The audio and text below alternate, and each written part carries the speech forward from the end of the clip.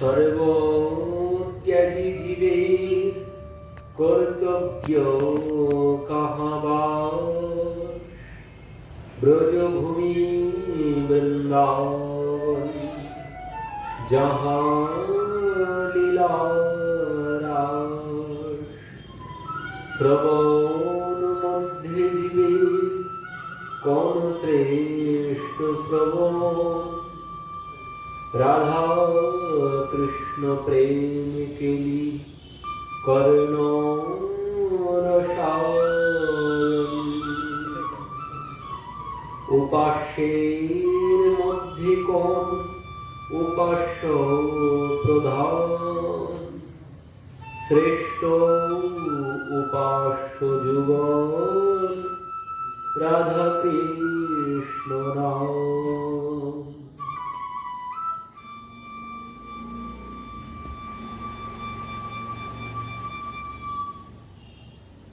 সর্বত্যাগী জীবের কর্তব্য কাহাবাস, ব্রজভূমি বৃন্দাবন যাহা লীলা রাস। বাস কোথায় করতে হবে? মহাপ্রভু প্রশ্ন করলেন, কি বললেন? ব্রজভূমি বৃন্দাবন যাহা লীলা রাস। ভগবান যেখানে রাস লীলা করেছে সেই রাস লীলাতেই বাস করতে হবে। যেখানে রাস লীলা হয়েছে সেখানেই বাস করতে হবে। এটি হচ্ছে সর্বশ্রেষ্ঠ বাসস্থান জীবের। শ্রবণ মধ্যে জীবের কোন শ্রেষ্ঠ শ্রবণ? শ্রবণের মধ্যে আবার শ্রেষ্ঠ। আমরা ভগবানের কথা শ্রবণ করছি, এটাই তো শ্রেষ্ঠ। কিন্তু না, এই কথার মধ্যেও আবার শ্রেষ্ঠ কথা আছে। কথার মধ্যেও শ্রেষ্ঠ প্রসঙ্গ কোনটি? বলছে শ্রবণ মধ্যে জীবের কোন শ্রেষ্ঠ শ্রবণ। শ্রেষ্ঠ শ্রবণ কোনটি, মানে কোন প্রসঙ্গ শ্রেষ্ঠ? তো সেখানে বলছে রাধা কৃষ্ণ প্রেম কেলি কর্ণ রসায়ন। ভগবান রাধা কৃষ্ণের প্রেম লীলাই হচ্ছে সর্বশ্রেষ্ঠ প্রসঙ্গ। আমরা যত প্রসঙ্গ শ্রবণ করি না কেন, তার মধ্যে শ্রেষ্ঠ প্রসঙ্গ হচ্ছে রাধা কৃষ্ণের প্রেম লীলা। এটাই হচ্ছে সর্বশ্রেষ্ঠ প্রসঙ্গ, মানে রাসলীলাই। এটি হচ্ছে সর্বশ্রেষ্ঠ প্রসঙ্গ।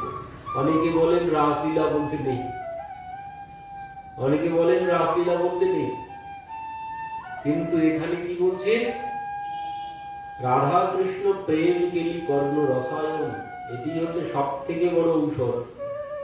সুখদেবজি এই জন্যই রাসের মানে রাসের বিশ্রামে বলেছিলেন যে রাস প্রসঙ্গ শ্রবণ করলে কি হয়। রাস প্রসঙ্গ শ্রবণ করলে হৃদরোগ মাসু কহনন্তি তচ্চেন ধীরঃ, যে হৃদরোগ ভালো হয়।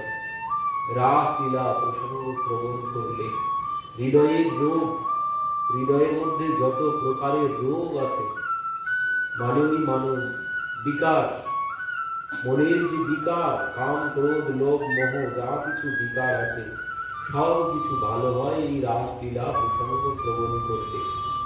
তো এই জন্য বলছেন মানে শ্রেষ্ঠ প্রসঙ্গ। সমস্ত প্রসঙ্গের মধ্যে শ্রেষ্ঠ প্রসঙ্গই হচ্ছে রাসলীলা প্রসঙ্গ। রাসলীলা প্রসঙ্গের মধ্যে কিন্তু আবার ওই নিয়েও পড়ছে, মানে রাস পঞ্চোধ্যায়ী। রাস পঞ্চোধ্যায় পুরোটাই রাসলীলা প্রসঙ্গের মধ্যেই পড়ছে। তার মধ্যে গোপী গীতও কিন্তু পড়ছে, রাসলীলার মধ্যেই গোপী গীত। তো এই জন্যেই গোপী গীতে গোপীগণ বলেছিলেন তব কথামৃতম তপ্তো জীবনম কবিভিরিলিতম কল্মষাপহম শ্রবণমঙ্গলম শ্রীমদাত্যতম ভুবি গৃহণন্তি তে ভূরিদা জনা। কি বললেন? তব কথাম কথামৃতম তপ্ত জীবনম কবিভিরিলিতম কল্মষাপহম। মানে কলমশ, সমস্ত নোংরা। কলমশ মানে ময়লা, মনের যত ময়লা আছে, ওই যে চেত দর্পণ মার্জনম, চিত্তে যত প্রকারের ময়লা পড়েছে সমস্ত ময়লা পরিষ্কার হবে এই রাসলীলা প্রসঙ্গ শ্রবণ করলে। আর কি বলছেন, তব কথামৃতম তপ্ত জীবনম, মানে জীবনে যত প্রকারের তাপ আছে, সংসারের যত প্রকারের তাপ আছে, আদি দৈবিক আধ্যাত্মিক আদি ভৌতিক যত প্রকারের তাপ আছে, সমস্ত তাপ সব চলে যাবে এই কথামৃত শ্রবণ করলে। তো এই জন্যেই রামায়ণেও একটি প্রসঙ্গ আছে, শ্রবণ করলে কি হবে, মানে শ্রবণের ফল কি। শ্রবণের ফল ভাগবত বলছেন, দেখুন, পিবন্তি ये ভাগবত আত্মনঃ সতাম কথামৃত শ্রবণম পুটেষু সমৃতম পুনন্তি তে বিষয় বিদূষিতা স্বয়ং ব্রজন্তি তচ্চরণ সরোহন্তি কম। পিবন্তি ये ভাগবত আত্মনঃ সতাম কথামৃতম শ্রবণ পুটেষু সমৃতম পুনন্তি তে বিষয় বিদূষিতা স্বয়ং ব্রজন্তি তচ্চরণ সরোহন্তি কম। কি বলছেন, পিবন্তি ये ভাগবত আত্মনঃ সতাম, যিনি এই ভাগবত অমৃত পান করবেন কি হবে, কথামৃত শ্রবণ পুটেষু সমৃতম, মানে শ্রবণের পাত্র পূর্ণ করে শ্রবণ করতে হবে।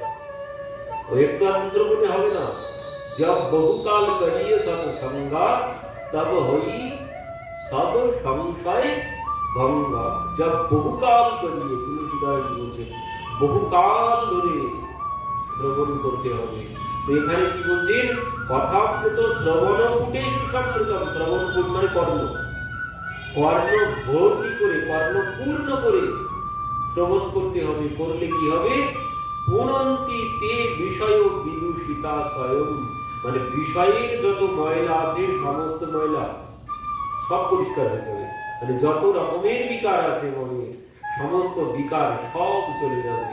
আর কি হবে, সব থেকে বড় ফল কি, ব্রজন্তি তচ্চরণ সরোহন্তি কম, বলছেন তিনি ভগবানের চরণের সমীপে আস্তে আস্তে চরণের কাছে চলে যাবে। যিনি এই কথামৃত মানে কর্ণপুর মানে কর্ণপাত্র ভরে ভরে যিনি শ্রবণ করবেন। বাল্মীকি মুনি তিনি বলছেন রামায়ণে, প্রভু রামচন্দ্র জিজ্ঞাসা করেছেন যে আমি কোথায় যাব, আমি কোথায় থাকবো। তো সেখানে অনেক বাসস্থানের কথা বলেছেন, তার মধ্যে একটি বাসস্থান বলছেন প্রভু, जिनके श्रवण समुद्र समाना बसहु तासुर, যে তুমি তার হৃদয়ে গিয়ে বসে যাও। কার হৃদয়ে, বলছেন जिनकी श्रवण সমুদ্র সমানা, মানে যার শ্রবণ সমুদ্রের সমান। সমুদ্রের যেমন কোনো শেষ নেই, ঠিক যার শ্রবণও ঠিক সমুদ্রের মতো। ও শ্রবণ করেও কিছুতেই মন ভরছে না, কিছুতেই মন প্রাণ পূর্ণ হচ্ছে না। যার শ্রবণ সমুদ্রের মতো, তার হৃদয়ে গিয়ে তুমি বসে যাও। তো ভগবান তার হৃদয়েই বাস করেন, যিনি এই কর্ণরূপী পাত্র ভরে ভরে ভগবানের কথা শ্রবণ করেন। শ্রবণের পরেও যার আশ মেটে না, মন ভরে না, ভগবান তার হৃদয়েই বাস করেন। তো এই জন্য শ্রবণ বলছেন শ্রবণ করতে হবে এই জন্যেই। আর শ্রবণ করলে কি হবে, শ্রবণ করলে ওই যে প্রথমেই বলেছেন, এর আগেই বললেন, কাহা স্মরণ জীব করে অনুক্ষণ কৃষ্ণ নাম গুণ লীলা প্রধান স্মরণ। কিসের স্মরণ হবে, কৃষ্ণ নাম গুণ লীলা হচ্ছে প্রধান স্মরণ।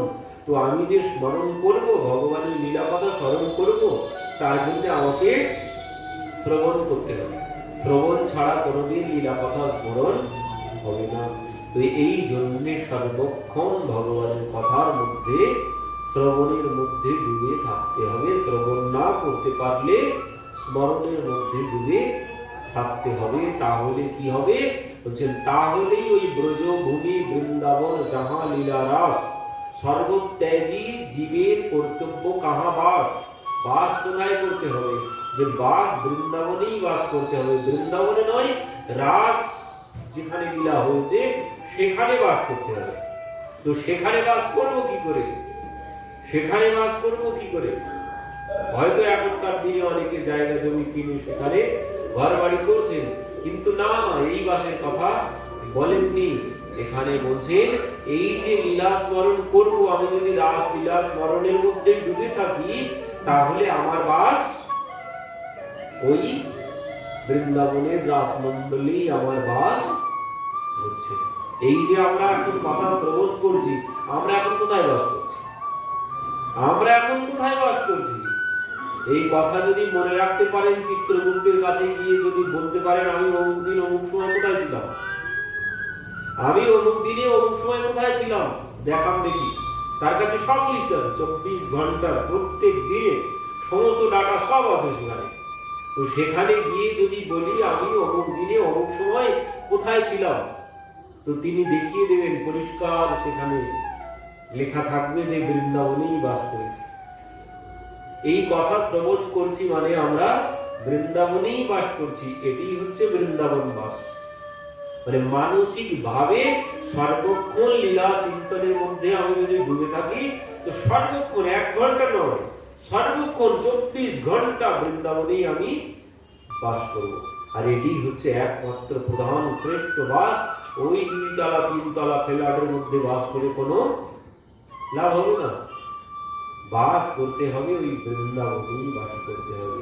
তো সেই বাস হবে লীলা শ্রবণ কীর্তন স্মরণের মধ্যে। আমি যতক্ষণ শ্রবণ কীর্তন স্মরণের মধ্যে থাকবো, আমি ততক্ষণ ওই বৃন্দাবনেই বাস করব।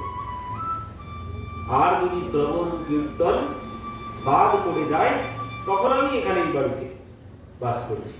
যতক্ষণ শ্রবণ কীর্তন স্মরণের মধ্যে থাকবো, আমি ততক্ষণ বৃন্দাবনেই বাস করছি।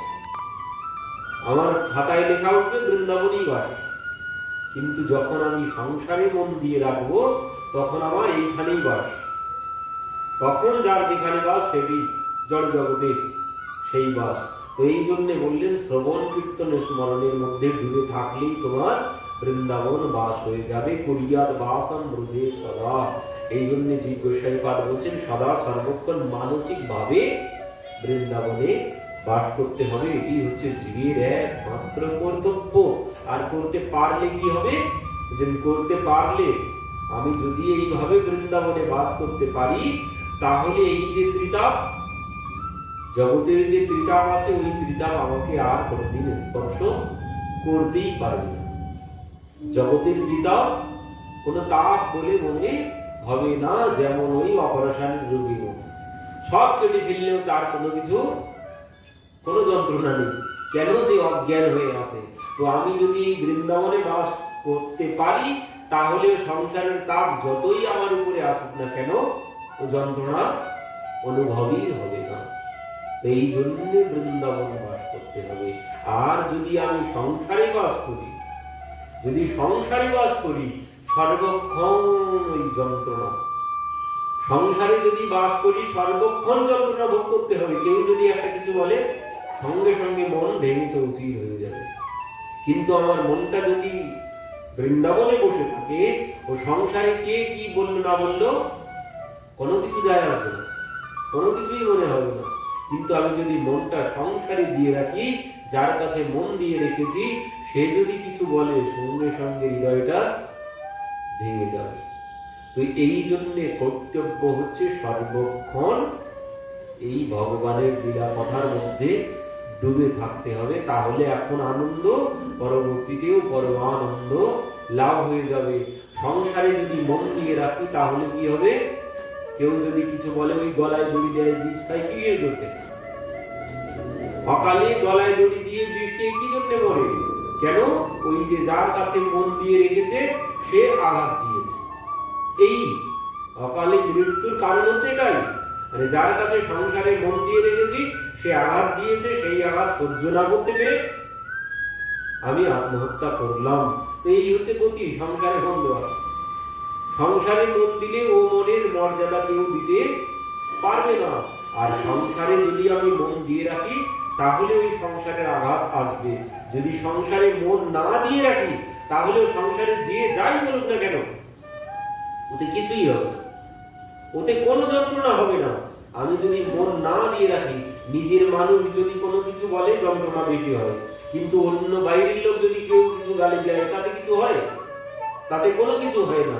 কিন্তু নিজের লোক যদি কেউ কিছু বলে তখন সে যন্ত্রণা সহ্য করা যায় না। একবার ওই লোহা আর সোনার মধ্যে কথা হচ্ছে, সোনা লোহাকে বলছে তুই এত চিৎকার করিস কেন? আমার উপরেও তো পেটাই পড়ে, আমাকেও তো পেটায়, তো আমি তো এত চিৎকার করি না। তো লোহা বলছে তুই বুঝবি কি? কেন? বলছে তোকে তো পেটায়, তোকে কে পেটায়? সোনাকে লোহা দিয়েই পেটানো হয়, সোনা দিয়ে তো আর পেটানো হয় না। তো বলছে তোকে তো তোর নিজের লোক পেটায় না, আমাকে আমার নিজের লোক পেটায়, ওই জন্য আমি বিষ করে যন্ত্রণা চিৎকার করি।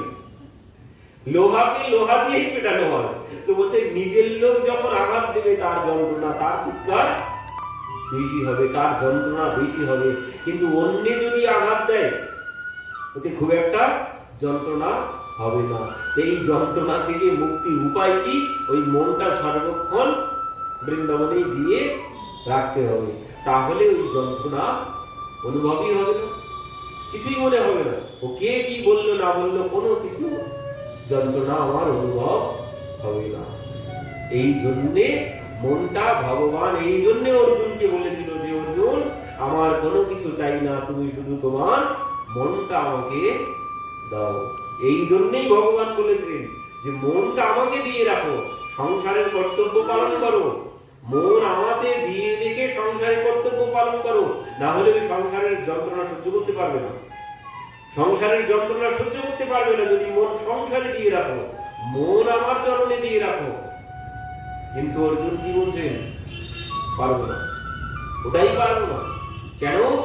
ওই মন তো সংসারে দিয়ে রেখেছে, ও মন সংসার থেকে সরিয়ে আনা কিছুতেই যায় না, বড় কঠিন, বড় কঠিন। মন সংসার থেকে সরিয়ে গাড়ি বাড়ি অর্থ সম্পদ নাতি নাতনি পতি পত্নী এর থেকে মন সরিয়ে নিয়ে এসে মন ভগবানের চরণে দেওয়াই বড় কঠিন কাজ। ভগবান বলছেন অর্জুন কঠিন হতে পারে, অসম্ভব কোনো কিছু নয়, অসম্ভব নয়। কঠিন অবশ্যই কঠিন, কিন্তু অসম্ভব নয়। কি করতে হবে? তখন ভগবানই পথ বলে দিলেন, অভ্যাসেন তু কৌন্তেয় বৈরাগ্যেন চ গৃহ্যতে, বলে অভ্যাস করতে হবে। মনটা ওখান থেকে সরিয়ে এনে, এই যে আমরা মালা, মালা কিসের জন্য? এই জপের মালা কিসের জন্য? জপের মালা নিয়ে সবাই নাম জপ করে, কেন করে? কারণ এই মনটা সরিয়ে নিয়ে আসার জন্য সংসার থেকে। হাতে যদি একটা কোনো সাধন না থাকে ও খালি খালি নাম জপ করতে পারবে না, ও করতে করতে দু চারবার করতে করতে আবার মন সংসারে চলে যাবে। কিন্তু যদি হাতে মালা থাকে তাহলে মনটা সহজে আর চলে যাবে না, তার জন্য মালা। কিন্তু এই মালা সম্পূর্ণতা কখন পাবে? এই মালা সাধন, যে এই মালা পাস করবো কখন? আমি সারা জীবন যদি মালা নিয়ে নাম করে যাই তাহলে আমি পাস করতে পারিনি। সারা জীবন যদি আমাকে মালা হাতে মালা নাম করে যেতে হয় তাহলে বুঝবো আমি এখনো পাস করতে পারিনি। যখন এই মালা করতে করতে আর মালার কোনো প্রয়োজন হবে না, অটোমেটিক মনের মধ্যে নাম হতেই থাকবে, আর মন অন্য জায়গায় চলে যাবে না। মনটাকে ধরে বেঁধে রাখার জন্য মালা। যখন আর মালার প্রয়োজন হবে না, মন সর্বক্ষণ মনের মধ্যে দেখবেন এখন অবচেতন মনে মনটা কোথায় বসে আছে? সংসারের মধ্যে। ও যতই কথা শুনি না কেন, যতই কিছু করি না কেন, ও সংসারের চিন্তন যাবে না। ও না করলেও হবে, সংসারের চিন্তা না করলেও হবে। ঠিক তেমন ওইভাবে যখন ভগবানের চিন্তন না করলেও হবে, নাম মানে মনে করে আর আমাদের স্মরণ করতে হবে না, অটোমেটিক হতে থাকবে, অটোমেটিক ভগবানের চিন্তন, অটোমেটিক নাম জপ হতে থাকবে অনবরত। তখন এই মালা করার সফলতা আসবে, তখন আর মালার প্রয়োজন হবে না।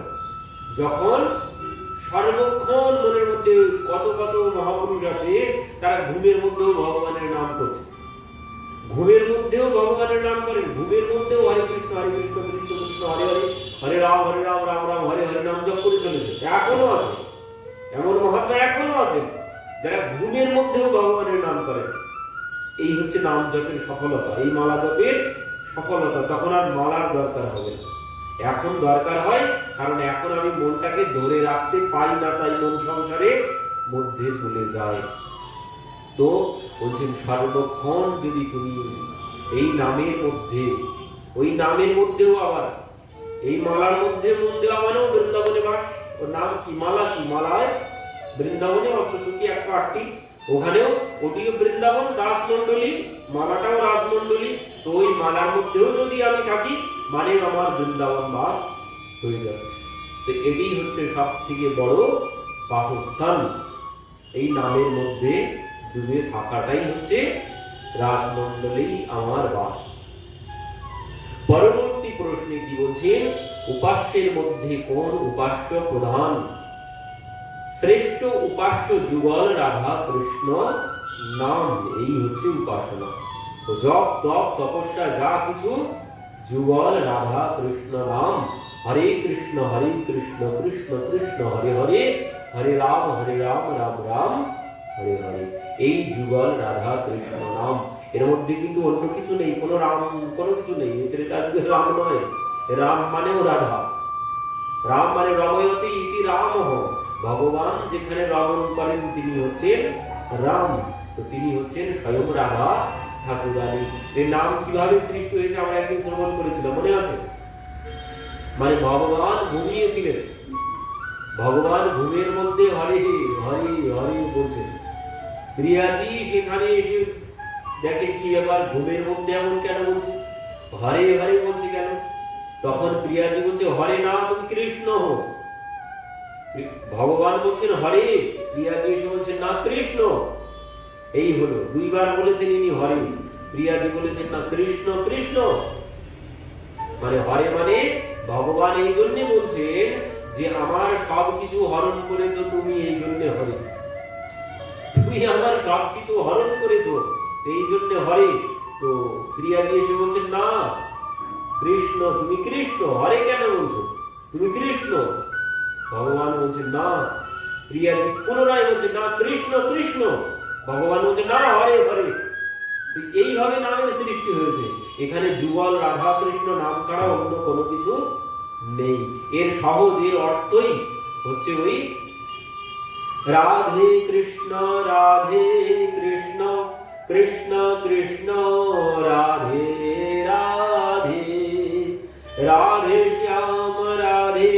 শ্যাম শ্যাম শ্যাম রাধে রাধে, রাধে কৃষ্ণ